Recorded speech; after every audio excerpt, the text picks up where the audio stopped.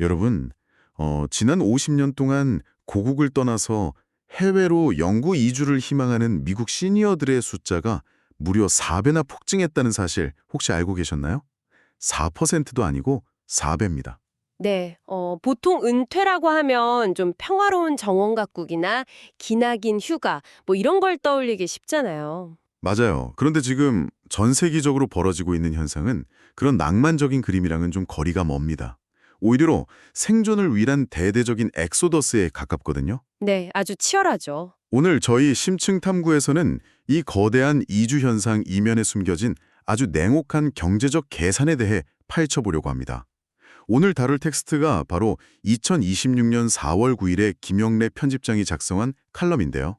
아침마다 지혜 319호, 은퇴 이주 열풍 속에서 되새기는 노후 준비의 본질과 보수적 가치, 이 글을 살펴볼 예정입니다. 네, 오늘 탐구의 목표는 여러분 각자가 나의 미래라는 아주 중요한 스타트업을 막 창업한 CEO가 되었다는 가정하에 어떻게 우리만의 튼튼한 경제적 요새를 구축할 수 있을지 그 전략을 뜯어보는 겁니다.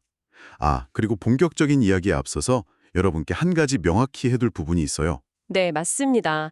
이 칼럼이 보수적 가치라던가 국가 복지 정책의 한계 같은 어떻게 보면 사회적으로 다양하게 해석될 수 있는 민감한 쟁점들을 꽤 날카롭게 찌르고 있거든요. 그렇죠. 그래서 저희는 오늘 이 원문이 가진 정치적 색채나 이념적 방향성을 지지하거나 비판하려는 게 전혀 아닙니다.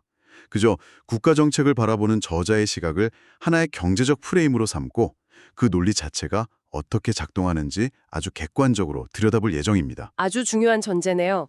칼럼이 던지는 본질은 결국 철저한 개인의 경제적 생존 전략이니까요. 방금 오프닝에서 언급하신 그 4배 폭증이라는 데이터부터 좀 짚어봐야 할 것 같습니다. 네, 4배면 정말 어마어마한 수치잖아요. 그렇죠.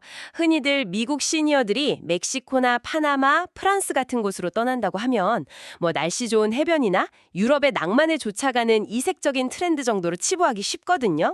사실 저도 처음엔 따뜻한 데서 노후를 보내고 싶어 하는구나 약간 이렇게 생각했거든요. 다들 그렇게 생각하시죠. 하지만 원저자의 분석을 보면 이게 단순히 소비 취향의 변화가 아닙니다. 국가의 사회보장제도나 연금만으로는 자신의 노후 30년을 완벽히 방어할 수 없다는 걸 깨달은 거죠. 시스템의 한계를 집단적으로 인식한 시니어들의 아주 철저한 자본 이동 현상이라는 겁니다. 자본 이동이요. 여기서 정말 흥미로운 질문이 하나 생기는데요. 그렇다면 이 시니어들은 살인적인 인플레이션이나 생활비에 떠밀려서 어쩔 수 없이 도망치는 일종의 경제적 난민에 가까운 건가요? 그게 아니면 자신이 가진 자본의 효율을 극대화할 수 있는 더 나은 조건을 찾아서 전 세계를 무대로 쇼핑을 하고 있는 똑똑한 소비자들인가? 이런 질문이시죠? 네, 정확합니다. 도망치는 건가요? 아니면 쇼핑하는 건가요? 완벽하게 후자입니다.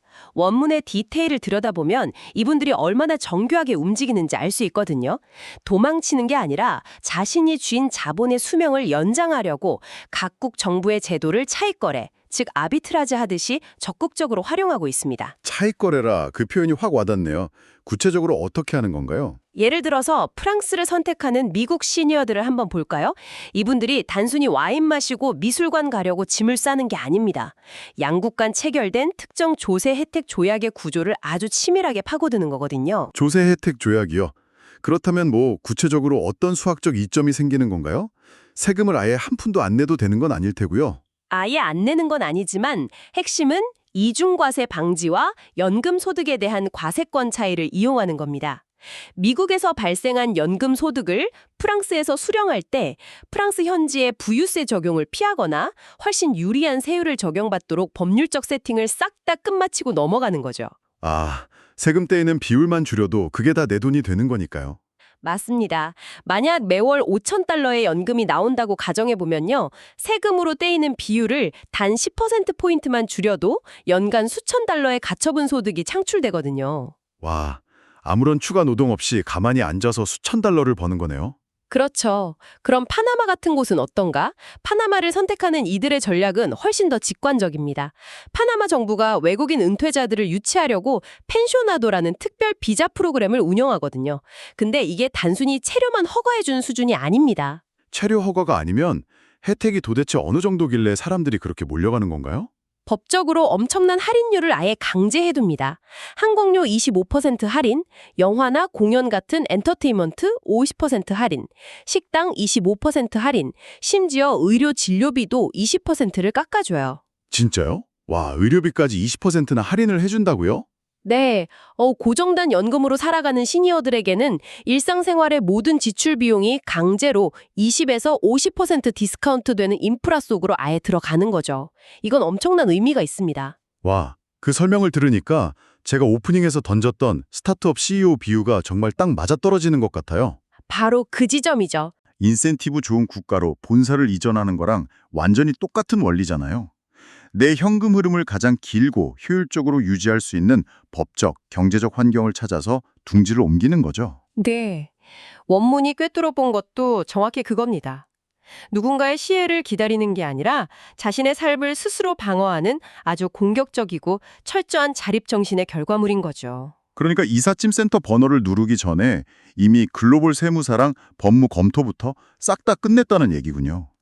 자, 본사 이전 얘기가 나왔으니까 말인데 이제 우리 국내 현실로 시선을 좀 돌려보면 어떨까요? 아, 네. 아주 중요한 부분이죠. 사실 한국의 시니어들이 직면한 상황도 만만치가 않잖아요. 요즘 경제 상황만 봐도 내 미래라는 스타트업을 운영하기에 우리나라는 정말 가혹한 환경처럼 느껴지거든요. 녹록지 않은 게 현실이죠. 원문에서도 우리 시대 시니어들의 어깨를 짓누르는 세 가지 거시적 위협을 명확히 짚어내고 있습니다. 어떤 것들인가요? 첫째는 자산의 실질 가치를 갉아먹는 고물가 현상이고요. 둘째는 이자 수익만으로 생활하는 걸 불가능하게 만든 저금리기죠. 그리고 셋째는 수명 연장과 맞물려서 기하급수적으로 폭증하는 의료비 부담입니다. 사실 인플레이션이라는 게 정말 무서운 게 겉으로는 내 통장 잔고의 숫자가 줄어드는 게 안 보이잖아요. 그런데 실제 마트에 가면 구매력은 막 증발하고 있는 거죠. 그렇죠. 돈의 가치가 그냥 녹아내리는 겁니다. 만약에 제가 은퇴 자금으로 5억 원을 모아놨다고 치고 매년 물가가 3%씩 오르면 제 스타트업 운영 자금이 아무것도 안 해도 매년 수천만 원씩 허공으로 날아가는 셈이잖아요. 그 정확한 계산입니다. 은퇴 기간을 보통 30년이라고 잡으면 그런 인플레이션 상황에서는 자산의 실질 구매력이 반의 반 토막이 날 수도 있거든요. 반의 반 토막이요?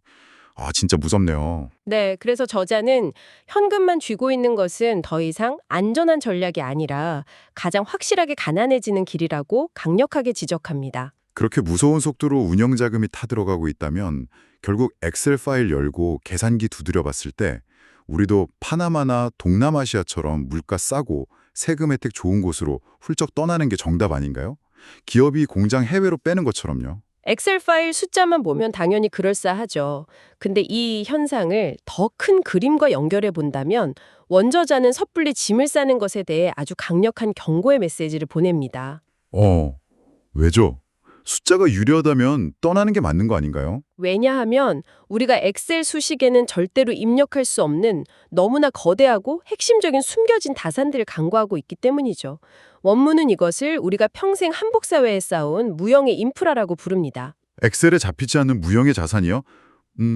보통 이럴 때 가족의 사랑이나 동네 친구들 같은 좀 감성적인 가치들을 많이 말씀하시잖아요. 물론 그것도 너무 중요하죠. 네, 당연히 중요하죠. 그런데 냉혹한 경제적 셈법 앞에서 그런 감성적인 이유가 해외 이주라는 확실한 수학적 이득을 과연 이길 수 있을까요? 이게 단순히 감성적인 영역에 머무는 이야기가 아닙니다. 이건 역시 철저한 비용과 리스크 관리의 관점에서 접근해야 하거든요. 말씀하신 사회적 유대감과 가족의 무형자산인 건 맞습니다. 근데 이게 왜 경제적이냐? 왜 경제적인 건가요? 노년기의 고립감과 외로움은 단순한 우울증을 넘어 심각한 신체적 질병과 인지저하로 직결됩니다. 익숙한 언어와 문화 속에서 사람들과 소통할 수 있다는 건 결국 나중에 치명적인 간병 비용이나 의료 비용 발생을 늦춰주는 아주 강력한 예방의학적 자산이라는 뜻입니다. 아, 그러니까 정신적인 안정이 곧 의료비 지출을 막아주는 거대한 댐 역할을 한다는 거네요. 이거 정말 새로운 시각인데요. 맞습니다. 그리고 이게 세 번째이자 가장 치명적이고 압도적인 무형 자산으로 이어지죠. 바로 세계 최고 수준인 국내 의료 서비스에 대한 접근성입니다. 아, 한국의 의료 시스템. 이 부분은 정말 깊게 파헤쳐볼 필요가 있겠어요. 앞서 그 펜셔나도 비자를 받아서 파나마 동네 병원에서 진료비 20% 할인받는 거랑 한국 의료 시스템 안에 남아있는 거, 리스크 차원에서 어떻게 다른 건가요? 극단적인 예를 하나 들어볼게요. 타국에서 생활비랑 세금 아껴서 매월 100만 원씩 흑자를 냈다고 쳐보죠. 그런데 어느 날 갑자기 뇌혈관 질환이나 심각한 중증 심장 질환이 발생했어요. 상상만 해도 끔찍하네요. 언어가 완벽하게 통하지도 않는 낯선 나라에서 즉각적으로 최고 수준의 전문의를 만나고 응급 수술을 받을 수 있을까요? 최첨단 MRI나 병상을 저렴하게 이용할 수 있을까요? 사실 불가능에 가깝죠. 현지에서 미국계 사설보험 같은 걸 든다고 해도 보험료가 어마어마할 테고요. 그렇죠. 결국 그렇게 아껴둔 돈이 한 번의 수술, 통적비, 간병비로 순식간에 싹 다 증발해버리겠네요. 바로 그겁니다. 한국의 국민건강보험 시스템 그리고 중증 질환에 대한 산정특례 제도는 경제적 가치로 환산하면 실로 어마어마한 배당금을 주는 보험이나 다름없습니다. 암이나 희귀 난치성 질환에 걸려도 개인이 부담하는 진료비가 5% 수준밖에 안 되잖아요. 네, 진짜 적은 금액이죠. 그런 나라에 살고 있다는 건 내 자산 포트폴리오를 완전히 파괴할 수 있는 극단적인 리스크, 즉 테일 리스크를 국가가 거의 완벽하게 해지해주고 있다는 뜻이거든요. 와, 듣고 보니까 제가 운영하는 스타트업이 이미 아주 거대하고 튼튼한 헤지펀드의 보호를 든든하게 받고 있었던 셈이네요. 의료 접근성이 좋다는 게 단순하게 동네 병원이 가깝다는 의미가 아니라 예측 불가능한 재무적 재난을 막아주는 최후의 보루였군요. 정확합니다. 아주 중요한 포인트죠. 즉, 파나마행 편도 비행기표를 끊는 그런 파격적인 선택 이전에 내가 지금 발 딛고 있는 이곳에서 이 거대한 혜택들을 얼마나 효율적으로 관리하고 최적화할지를 먼저 들여다보라는 뜻이군요. 네, 그 치열하게 고민하는 과정 자체가 바로 원문이 말하는 보수적 가치, 즉 철저한 자기주도적 노후 설계의 출발점입니다. 자기주도적이라 참 교과서적이면서도 막상 실천하려고 하면 제일 막막한 단어잖아요. 은퇴 앞둔 분들이 보통 제일 먼저 하는 게 국민연금공단이나 주거래은행 창구 찾아가서 저기요, 제가 한 30년 부었는데 나중에 한 달에 얼마 나옵니까? 이렇게 묻는 거잖아요. 그렇죠. 다들 그렇게 하시죠. 그런데 칼럼은 바로 그 수동적인 태도를 가장 위험하다고 지적합니다. 공공기관 직원이 뽑아주는 예상 연금 수령액 표만 보고 그냥 고개를 끄덕이는 건 CEO가 자기 회사의 미래 매출이나 현금 흐름을 옆집 사람에게 물어보는 거랑 다를 바 없다는 거죠. 남한테 내 회사의 운명을 맡기는 꼴이네요. 그럼 진정한 의미의 자기주도적 설계는 어떻게 해야 하는 건가요? 훨씬 더 공격적이고 냉철해야 합니다. 단순히 얼마를 받느냐가 중요한 게 아니고요. 앞서 말씀하신 인플레이션이나 의료비 같은 외부 충격이 왔을 때 내 재무제표가 버틸 수 있는지 스트레스 테스트를 스스로 해봐야 한다는 거거든요. 유비무환의 자세가 필요합니다. 아까 그 미국 시니어들이 조세조약 허점 파고들고 각국 비자법 샅샅이 뒤져서 이익 극대화했던 것처럼 그 집요함을 국내 환경에도 똑같이 적용해라, 이런 말씀이시죠? 네. 내가 탄 비행기의 승객석에 가만히 앉아서 기내식만 기다리지 말고 직접 조종관을 잡으라는 강력한 주문인 셈입니다. 기내식만 기다리지 마라. 진짜 명언이네요. 그런데 텍스트를 파고들다 보니까 또 하나 흥미로운 지적이 나오더라고요. 어떤 부분인가요? 국가나 사회의 지원, 그러니까 우리가 흔히 말하는 복지 정책을 대하는 태도에 관한 부분이었는데 복지를 경영하라. 약간 이런 뉘앙스의 주장이 등장하거든요. 네, 복지를 단순한 수혜의 관점이 아니라 적극적인 경영의 대상으로 바라보라는 뜻입니다. 우리는 보통 노인 지원 정책이나 수당을 생각하면 국가가 베푸는 시혜적인 차원의 자성금이라고 무의식 중에 생각하는 경향이 있잖아요. 사실 그렇죠. 그래서 사회적 지원을 받는 거에 대해서 심리적으로 좀 위축되거나 아니면 반대로 너무 당연하게 맹목적으로 의존하게 되는 경우도 많고요. 맞습니다. 그렇다면 복지를 경영한다는 건 과연 어떤 메커니즘이냐? 국가가 제공하는 시니어 재취업 교육 프로그램, 창업 지원금, 지역사회 커뮤니티 예산 같은 것들을 내 스타트업의 정부 보조금이나 투자금처럼 적극 활용하라는 뜻입니다. 그러니까 시니어 지원 정책이 단순한 시혜나 불우이웃 돕기가 아니라 내가 평생 세금 내면서 이 사회에 기여했으니까 당연히 누려야 할 정당한 권리이자 기회라는 거네요. 그렇죠. 이 권리를 적극적으로 활용해서 단순한 용돈벌이를 넘어선 사회적 기여와 재취업의 기회를 스스로 발굴해내야 한다는 겁니다. 노동시장에 다시 진입하거나 사회 참여를 계속하는 게 그냥 통장 잔고 몇만 원 더 늘리려는 게 아니라 나라는 기업의 브랜드 가치, 즉 내 개인의 존엄성을 방어하는 아주 핵심적인 전략이 되는 거군요. 완벽한 요약입니다. 매월 주어지는 최소한의 복지수당에 그냥 안주해버리면 그 순간 스스로를 수동적인 수혜자로 전락시켜버리는 거거든요. 스스로 쓸모를 잃어버리게 되는 거네요. 네. 사회 구조 안에서 나의 쓸모를 계속 증명하고 끊임없이 활동하는 것만이 스스로의 존엄성을 지키는 가장 확실한 무기라는 걸 이 칼럼은 강조하고 있습니다. 그런데 여기서 제가 원문의 뉘앙스를 좀 짚어보면서 약간 딴지를 걸고 싶어지거든요. 네, 말씀하시죠. 텍스트의 행간을 가만히 들여다보면 무분별한 복지 확대를 기대하지 말고 스스로 일어서라, 공부해서 리스크 통제해라, 이런 대목들이 이렇게 단호하게 들립니다. 확실히 좀 강경한 노조가 있죠. 네, 그러니까 결국 지적 능력이 어느 정도 뒷받침되고 치열하게 정보 선별하고 공부할 의지가 있는 사람만이 이 가혹한 노후의 전쟁터에서 살아남고 자유를 누릴 자격이 있다. 약간 아주 엄격하고 냉혹한 엘리트주의적 경고 아닌가요? 그 불편한 감각을 아주 정확히 포착하셨네요. 사실 이 칼럼이 던지는 메시지는 결코 다정하고 따뜻한 위로의 말이 아닙니다. 방금 말씀하신 대로 매우 냉정하고 다윈주의적인 생존의 법칙을 이야기하고 있죠. 따뜻한 위로를 바랐다면 번지수를 잘못 찾은 거네요. 그렇죠. 하지만 그것이 바로 저자가 설파하고자 하는 진정한 의미의 보수적 삶의 태도입니다. 흔히 정치권에서 뉴스에 나오는 보수 진보 이런 개념이랑은 완전히 다른 거군요. 전혀 다릅니다. 여기서 말하는 보수는 보전하다, 지키다, 즉 컨서브라는 본래의 의미에 아주 충실합니다. 변화하는 정세 속에서 자신만의 경제적 요새를 구축하는 태도죠. 나를 보존한다. 네, 국가의 재정 상황은 언제 어떻게 변할지 아무도 모르잖아요. 연금 고갈 이슈는 이미 전 세계적인 문제고요. 외부의 시스템이나 남의 선의에 내 인생의 마지막 30년을 통째로 맡기는 것만큼 취약하고 무책임한 전력은 없다는 겁니다. 급변하는 거시경제의 파도 속에서 내 삶의 주도권과 존엄성이라는 핵심 자산을 온전히 지켜내려면 결국 스스로 재무제표 뜯어보고 무장하는 수밖에 없다. 참 지독하게 현실적이네요. 네, 뼈아프지만 부정할 수 없는 진실입니다.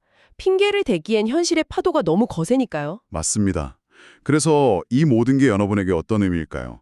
처음에 저희가 은퇴를 마라톤 결승선이 아니라 인생의 마침표 찍고 새롭게 시작하는 스타트업 창업이라고 비유했잖아요. 네, 축적된 지혜로 시작하는 완전히 새로운 항해죠. 맞습니다. 그 항해의 목적지가 세금 혜택 빵빵한 낯선 땅이든 아니면 강력한 의료 시스템과 익숙한 언어가 있는 정든 고국이든 핵심은 그 조종간을 국가나 은행이 아니라 여러분 스스로가 꽉 쥐고 있느냐, 치밀한 계획과 자기 책임의 원칙을 세웠느냐입니다. 치밀한 계산과 자기 책임이라는 엔진이 장착되어 있지 않다면 그저 시료에 휩쓸려 표류하는 난파선이 될 뿐이거든요.